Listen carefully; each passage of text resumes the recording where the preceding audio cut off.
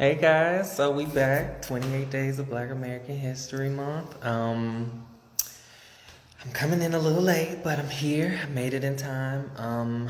So before I start, I have a couple of poems that I wanted to read. I wanted to announce that. Um, so when I do these videos, obviously I'm doing them live. So I want to be on my P's and Q's, and I always want to, know what I'm passing along. With that being said, it takes a lot of research. It honestly has been,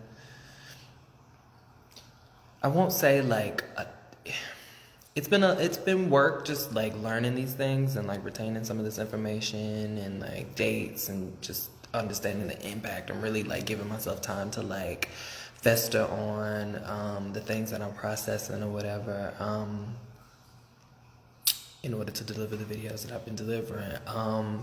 Originally, I wanted to. Originally, the plan was to plan to basically plan all of the shows prior to Black History Month, so I can, and also like have a little bit of like production, put a little, put a little pizzazz on it, put a little something on it, just to zhuzh it up a little bit, but time got the best of me. I had a lot going on, and yeah, I wasn't able to do that. But the challenge was to, like I said, pressure free videos, just of whatever I was drawn to, and really exploring our history, which I feel like I've done a pretty good job. I've definitely dedicated time and energy to it. I've definitely, given my all and really immersed myself in the content, and I'm happy with what I've done. I just want to continue to give my all and not half-ass it, because you could easily like go somewhere online and get all of this information.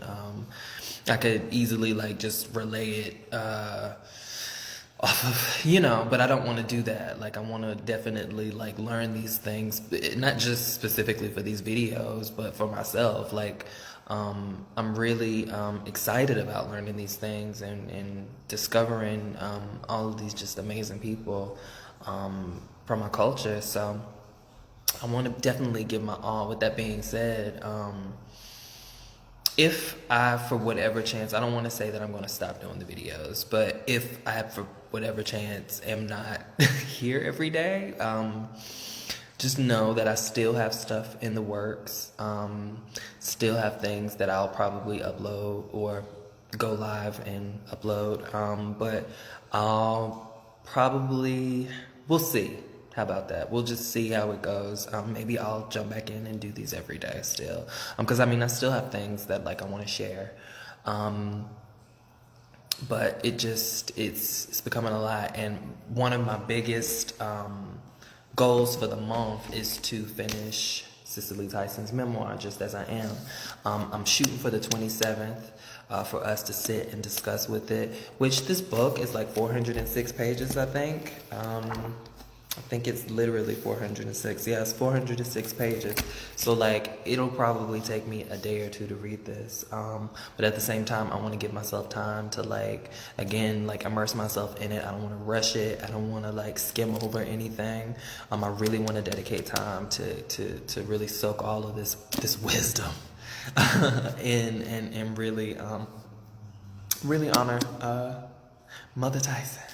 So yeah, we'll definitely be doing this on the 27th, guys. Like, I'm really shooting for that. But like I said, I wanna give my all. I don't wanna like half-ass it. So if for whatever chance I'm not doing these every day, just know it's for good reason. And just for my own sanity, like I've realized like we're weekend and I did videos every day, but like damn, it did not take a lot. So we'll see. We'll definitely see. But with that being said, I have a couple of poems for you guys. I said yesterday when I did Langston that there was another, but then I continued to read and just delve into this book, and I found another that I wanted to share. So I'll give you guys two tonight. Yeah, so I'll jump in.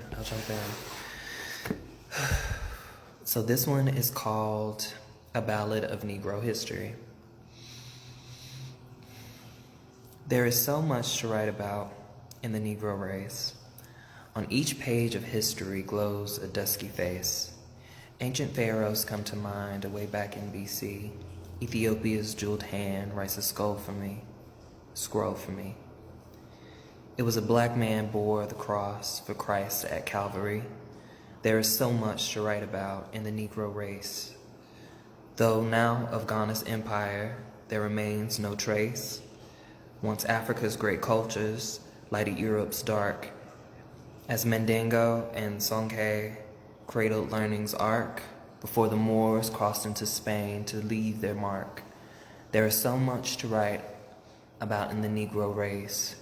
Ere the ships of slavery sailed the seas of dark disgrace, once Antar added words to poetry's lore, and Juan Latino searched the medieval heart's deep core. All this before black men in chains at Jamestown were put ashore. There is so much to write about in the Negro race. So many thrilling stories time cannot erase. Crispus Attucks blow for freedom. Denmark Vesey's 2. Sojourner Truth, Fred Douglass, and the heroes John Brown knew before the Union armies gave black men proud uniform of blue. That's Denmark Vesey. I don't know why I pronounced that wrong. Continue. 1863, Emancipation. The Negro race began its mighty struggle for a rightful place in the making of America, to whose young land it gave. Booker T and Carver, each genius born a slave, yet foreordained to greatness on the crest of freedom's wave. Paul Laurence Dunbar penned his rhymes of lyric lace, all the sadness and the humor of the Negro race. To the words of colored congressmen, the halls of Congress rang. Handy wrote the blues, William and Walker sang. Still on southern street trees today, dark bodies hang.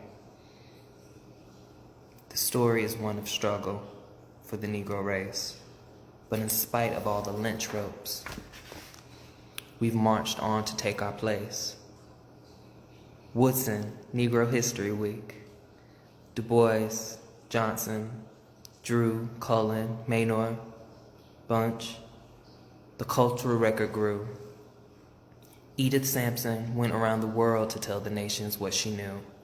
And Josephine came home from France to claim an equal chance. Through song and dance, there is so much to write about, to sing about, to shout about in the Negro race. On each page of history, America sees my face. On each page of history, we leave a shining trace. On each page of history, my race, my race, my race. Okay? Wow.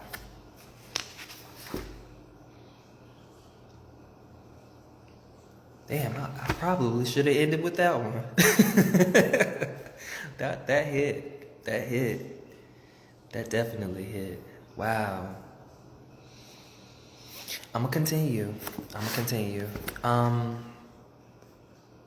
That was great. And fitting. This next one, I wanted to read, especially just given, I guess it's quite fitting after the one that we just read. I'm very adamant. I'm always adamant about us honoring the black soldiers who often get overlooked in American history and in America just in general. When I think about all the things that we go through in terms of our oppression here and, all these murders, these sociopaths murdering us every day, these killer cops and these, non-black citizens who, are murdering us. I think about, us being descendants of these soldiers who, we fought in every war. We fought in every war. I have veterans in my family. And so, I really take it serious, and I make it a point to remember them and honor them. So with this poem, it's called Poem to a Dead Soldier. Let's just dive in. Ice cold passion and a bitter breath adorned the bed of youth and death. Youth, the young soldier who went to the wars and embraced white death, the vilest of horrors. Now we spread roses over your tomb, we who sent you to your doom. Now we make soft speeches and sob soft cries and throw soft flowers and utter soft lies.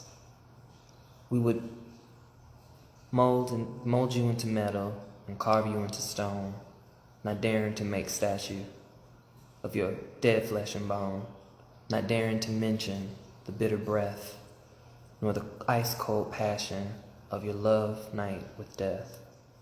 We make soft speeches, we sob soft cries, and throw soft flowers and utter soft lies. And you who were young when you went to the wars have lost your youth now with the vilest of horrors. Yeah.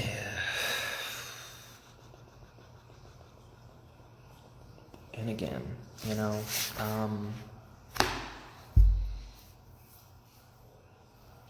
you just can't help to imagine, especially in the times where they were doing forced drafts where you really didn't have a choice, or rather, which, I was going to say where you not only didn't have a choice, but you either volunteered because you didn't have any other options in terms of providing for your family. You know what I mean? Which, that in itself can be applied to today. I'm sure I know there's tons of people. They prey on, lower income folks, promising college and college funding and, money and all of these things, and, forcing them to sort of, join in that way, giving them options that they otherwise wouldn't have, which is understandable on their part, but it's just it's shitty when you think about just what the United States should just provide in general. No citizen should be in that position, but especially the descendants of American chattel slavery, Black Americans. We shouldn't be in a position to where we have to feel forced to sacrifice ourselves for this place. We built it, you know what I mean? We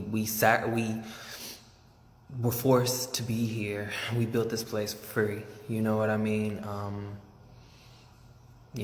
They sold our bodies on the stock market. I just saw that stuff from last week about the stock market, and just thinking about, people are surprised about how corrupt it is, but the history of Wall Street, they traded us on Wall Street. You know what I mean? It's always been pretty corrupt. It's America.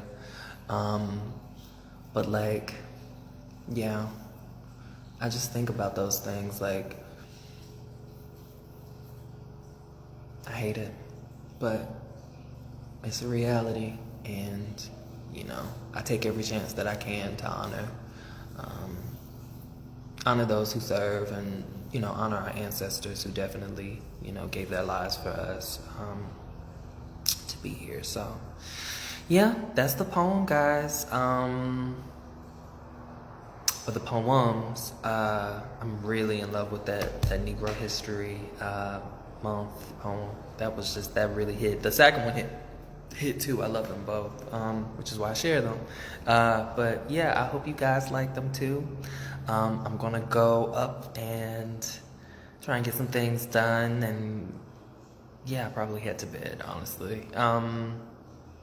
I'm gonna do my best to continue with these videos. I'm gonna do my best to get this stuff out. I have stuff planned. I have more things for you. It's just a matter of execution. But I'm not gonna stress myself out. Like I said, I want it to be low pressure. Like, if anything, if it becomes a burden, I'll just stop, because that's not the intention. Yeah, I'm gonna get to it. And yeah, hopefully I'll see you guys tomorrow. Tune in. 28 days of Black History Month. Peace, y'all.